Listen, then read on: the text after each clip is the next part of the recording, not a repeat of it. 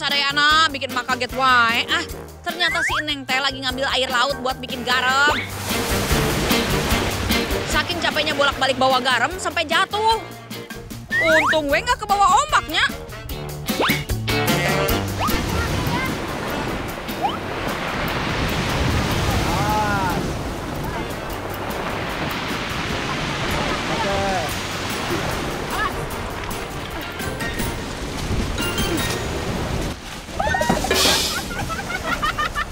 Kameramen tangannya udah siap nih. Aduh.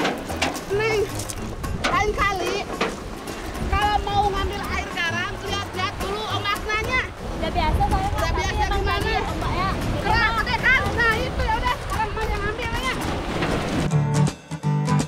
Sekarang emak teh mau bantuin si Neng heula, sekalian jagain yuk. Di desa Jakula Buleleng ieu terkenal sebagai kawasan pertanian garam di Bali. Air laut di dieu punya salinitas tinggi dan iklimnya mendukung. Panjang pisan sadayana tahap buat bikin garam teh. Untuk garam tradisional diawali dengan menyiram air laut di area tambak. Tapi produksi ieu teh cuma bisa dilakukan saat kemarau.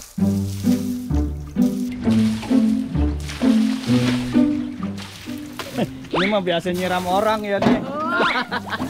Awas, kita kameramen kesebor, Mak. Sadayana, nih ternyata cara pembuatan garam itu yang pertama-tama nggak jadi garam juga ya kameramen ya. Kayak mah dijemur jadi garam, ternyata tidak, masih banyak prosesnya.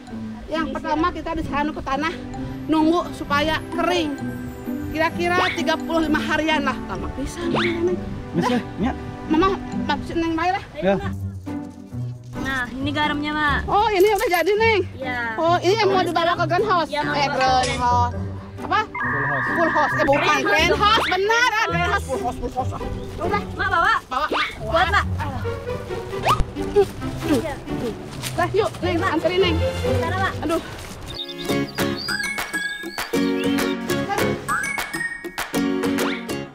Sadayana garam piramid eta teh terbuat dari garam yang sudah jadi lalu dilarutkeun dengan air tawar. Setelah eta garam disaring heula sebelum masuk ke pengeringan. Oh, biar kotorannya ini ya, Bu, nggak ikut ya. Ya, Mak. Jadi kameramen. Setelah garamnya dilarutin, tuh, kita tuh disaring garamnya. Emak yang Jadi, disaring. bukan garam airnya. Disaring air garamnya, jadi supaya kotorannya nggak ikut tuh. Tuh kan kotoran semua kameramen. Larutan garam ieu kemudian dimasukkan ke tempat khusus. Lalu didiamkan selama beberapa hari dengan suhu sampai 60 derajat Celcius. Ini membutuhkan berapa lama, Bu? Kalau jadi garam, Kalau panasnya bagus, 3 hari, 4 hari aja. Uluh panas pisan sadayana, mate sampai keringetan ya. Kalau nungguin garam piramid jadi mah bakal nggak bisa kemana-mana ya. Jadi mah mau lihat garam piramid nu sudah jadi weh. Uluh sadayana, iya kenapa disebut garam piramid ya? Bentuknya gering persis sama piramid. ini dia. Ini yang disebut garam piramid. Kameramen, nyali. Dia sangat bentuk kieunya. Nah, jadi kalau bikin garam piramid itu dari panasnya pun harus bagus kameramen. Harus sangat bagus. Jadi dia nanti piramidnya itu ngebentuk sendiri. Garam iya rasanya beda dengan garam biasa.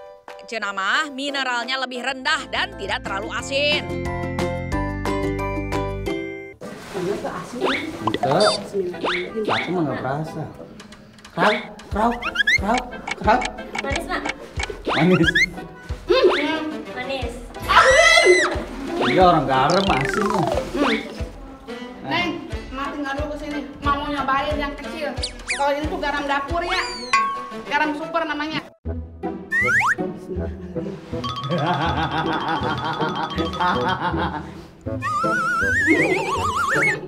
Apa bedanya? Kayaknya nggak ada bedanya.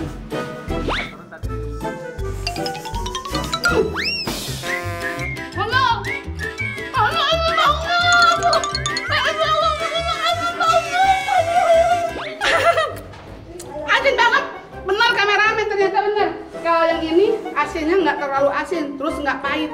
Tapi kalau garam yang super ini, asinnya itu pahit banget. Pantesan kameramen, Dayana. Garam piramid ini kameramen, pantesan dikirimnya ke luar negeri, dieksplor. Mahal. Satunya aja bisa lebih dari 10.000 satu. Itu segitu. Segini, mama kan tadi 40.000. Garam piramid ieu termasuk garam termahal di dunia. Banyak pisan peminatnya dari luar negeri. Selain rasa dan bentuknya istimewa, baik oge untuk kesehatan tubuh. Udah bagi-bagi tugas Neng. Neng yang numbuk garam karena ini kurang halus. Emak yang bikin bumbunya.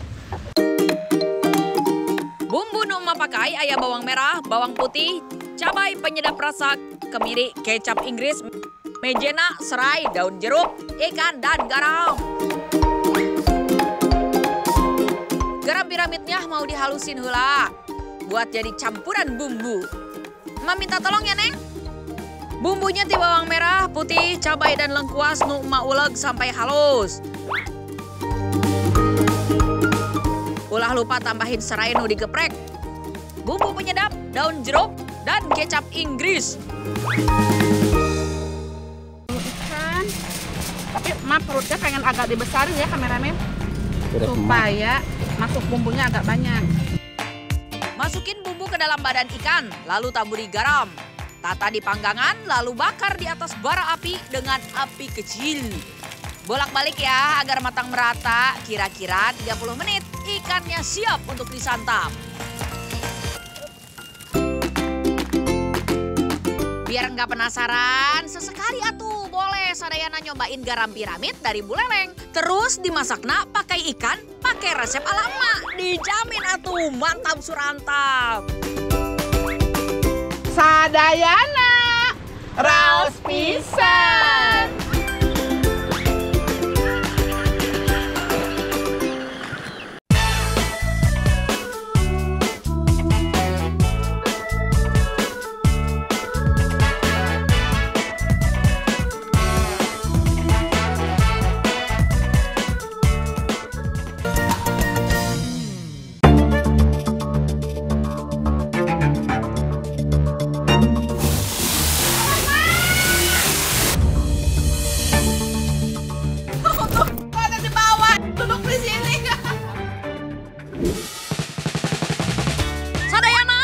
Cari buah langka lagi nih.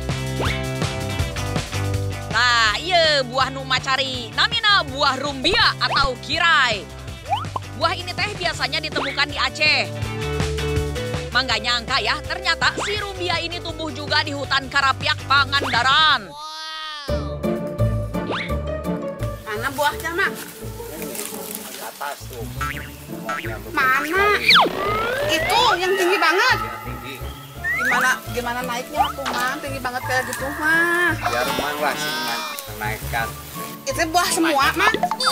Sing manyat timbang wae. Ngomong ya kamu. Asik. Tinggi banget buahnya. Batang pohon rumbia ini teh jangkung pisan. Hese buat dipanjat, nak. Jadinya Mang Turman naik dari pohon di sampingnya. Baru deh dahan rumbianya dipotong pakai sabit.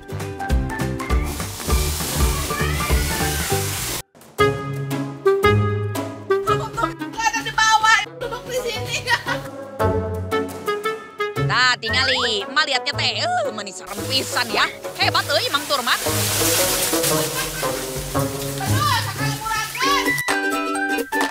Yehe, akhirnya berhasil oge Mang Turman metik rumbianya. Loba pisannya hasilnya, Mas sama Adani tinggal ngambilin aja.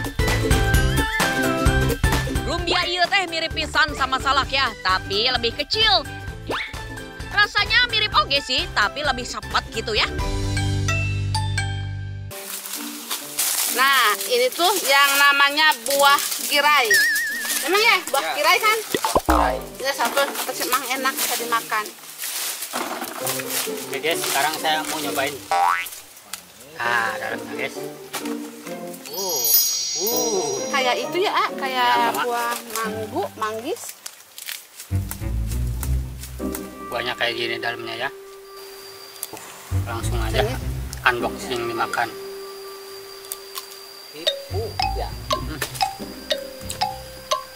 Pesen, Mak. Rasanya itu sepet. Tapi enak. Enak, ada manis-manisnya. Ini mah kayak salak mentah. Pohon rumbia ieu identik dengan daerah Aceh. Di sana buahnya dikenal dengan nama salak hutan Aceh. Atau ada juga yang menyebutnya teh boh meriah. Masyarakat Aceh biasanya mengonsumsi rumbia dengan cara dirujak atau dijadikan manisan. Tuh, lihat sadayana, pasti kabita kan?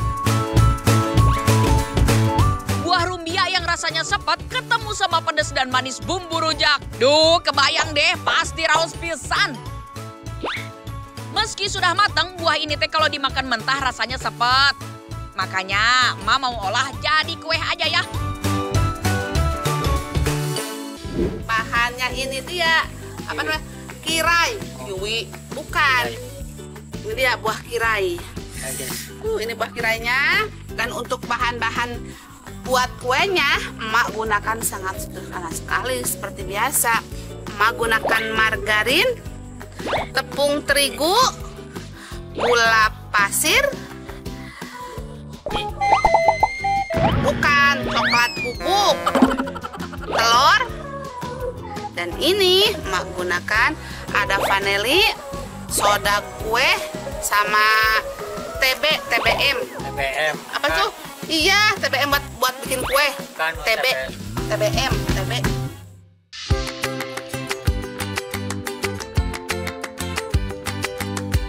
Sadayana bisa tebak nggak, Mate mau bikin kue apa? Buah rumbianya mau emak olah jadi brownies. Daging rumbianya emak parut seperti ini. Jadi biar lebih gampang dicampur dengan bahan lainnya. Nah, telur dan tepung tetap jadi bahan utama adonan. Terus masukin daging buah rumbianya di paling akhir ya. Aduk sampai tercampur rata, lalu dikukus. Mas sengaja bikin dua jenis. Aya nu dicampur bubuk coklat, aya oge nu polosan. Ini dia brownies buah rumbianya. Emak yang bikin we ya, penasaran atuh sama rasanya teh. Yang hitam dulu, Mak. Ini dong. Hitam. Cobain. Makan, Mang. Enak. Kerasa banget ya. Enak kayak kue. Iya, harum dari bunga. Kebanyakan coklatnya. Kirainya kerasa banget ya. Nah, tapi kalau soal rasa dari kirainya nggak terasa keset banget. Hilang. Cuma sedikit doang kesetnya ya. Sedikit. Mungkin terbatu dari kuenya ini, dari adonan kuenya ya. Sama gula. Enak, Mak. Enak. Enak dong.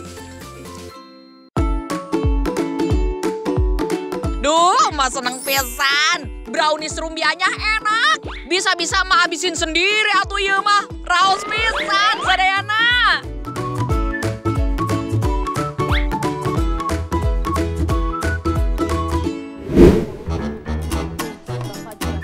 Sadayana, biasalah emak mau balik ke elemen emak yo. Apalagi kalau nggak main basah-basahan. Iya teh sebenarnya emak pengen cari tutut sama si bapak. Kameramen, mana embernya? Masa sama si bapak nggak bawa ember? Nggak bawa ember? Aduh. Bentar Pak, mau bawa ember dulu Pak. Ulu kameramen mah atuh ngerjain mawain namanya. Ya nih, tanya cari dulu embernya. Nih Pak, buat Bapak. Ih, Pak tinggal sebentar dapat banyak si Bapak. Wow. Wow, banyak Pak, banyak. Woi, si bapak keren, lengah dikit udah dapat segenggam tutut aja nih. Ini sekarang tempat berburunya cari tutut sama si bapak. Kebetulan padinya udah dipanen, jadi nggak takut untuk merusak padi. Jadi bebas untuk jalan dan cari tututnya. Ayo kita cari tutut-tutut. Tapi harus pelan-pelan carinya. Soalnya lamun saradak suruduk bisi bubar nih tututnya. Tutut itu biasanya nempel di batang padi. Contohnya seperti ini.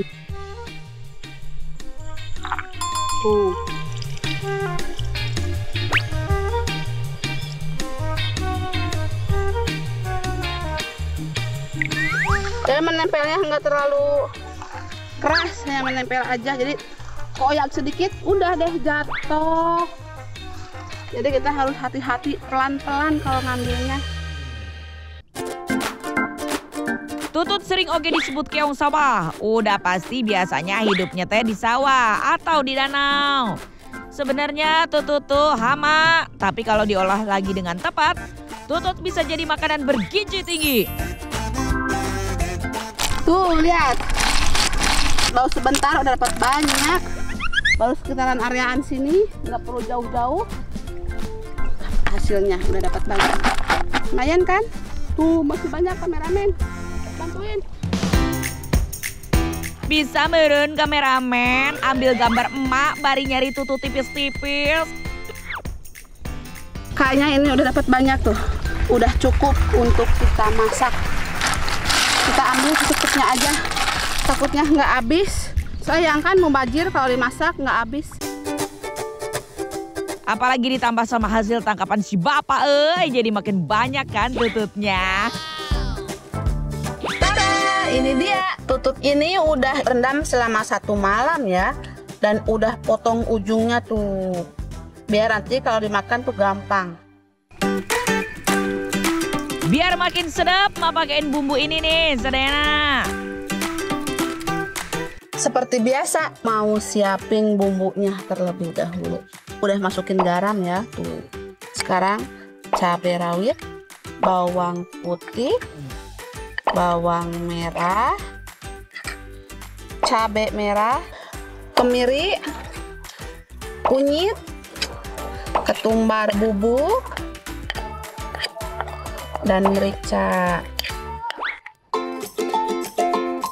Mak tambahin ogenya sedikit rempah pala. Ayo oge tomat, lengkuas, daun salam dan serai yang udah digeprek. Meriahkan bumbunya Sadayana. Si tututnya merebus di air mendidih selama 15 menit. Lamun geus mateng, mah cuci sampai bersih. Lanjut teh yuk tumis bumbu. Kalau udah harum tututnya mah masukkan, kasih air dan santan biar makin gurih. Penyedap rasa juga nggak lupa lah ya. No micin-micin mah nonik mata tuh. Setuju Sadayana? Lamun semua geus dimasukin, diamin sampai airnya mendidih ya. Iya mah mastiin aja bumbunya masuk ke tutut bagian terdalam.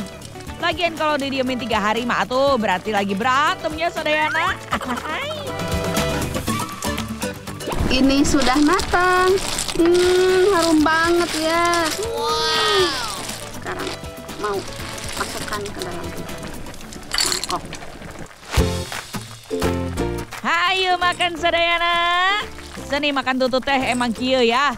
Kelihatannya teh siga kecup-kecup sayang si tututnya. Padahal mah ieu teh trik biar daging tututnya keluar. Jadi kalau makan tutut itu ada kecok-kecok gitu. Enak banget ini. Tadi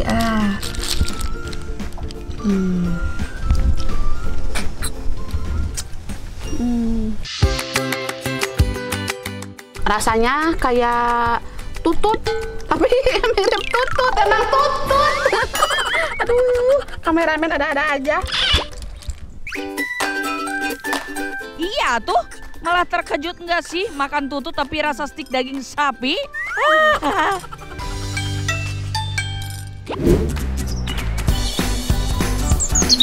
Sadayana, mate lagi panen poro benguk ye.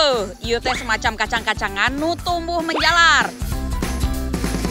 Jangan heran sadayana kalau banyak yang udah kering. Kacang ieu teh emang biasa dibuat kering di pohon. Tingali geus dapat banyak kan kacang bengukna.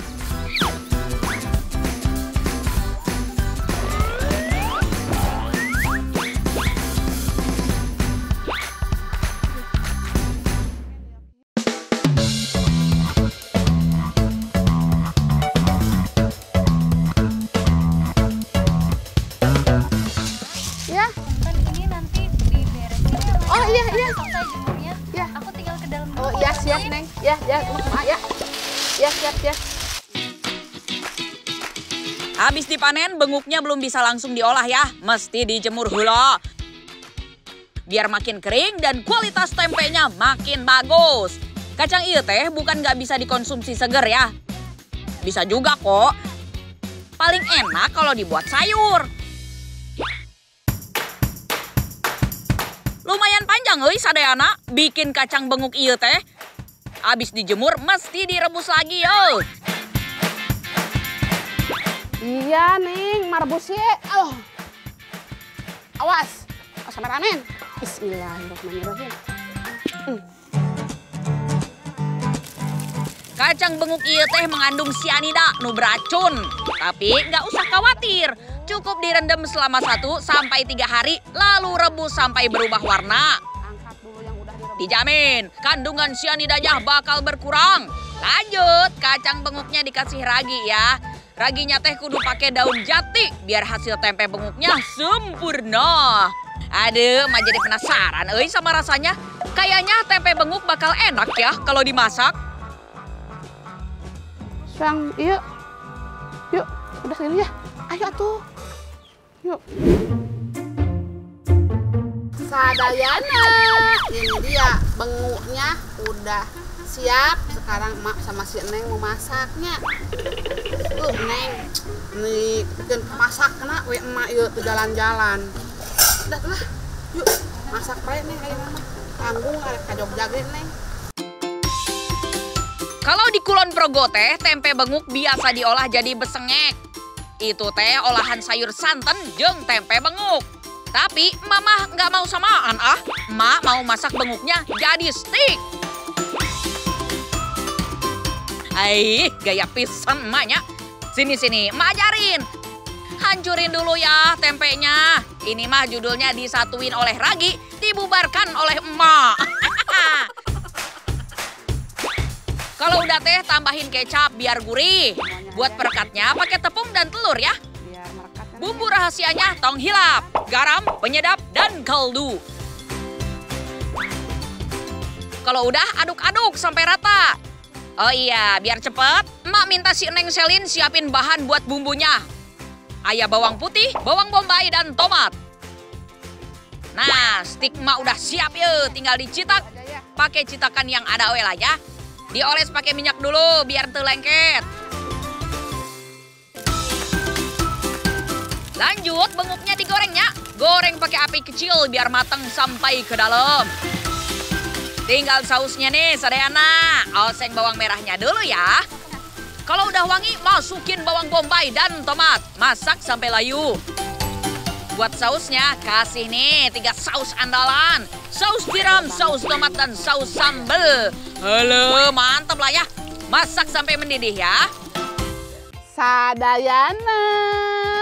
Kadieu kameramen, nih stik benguknya udah jadi, stik tempe benguk udah jadi. Lihat, cantik kan? Mantap banget tuh. Udah Neng, sekarang kita makan. Ayo Neng. Sadayana kumaha stik tempe benguknya.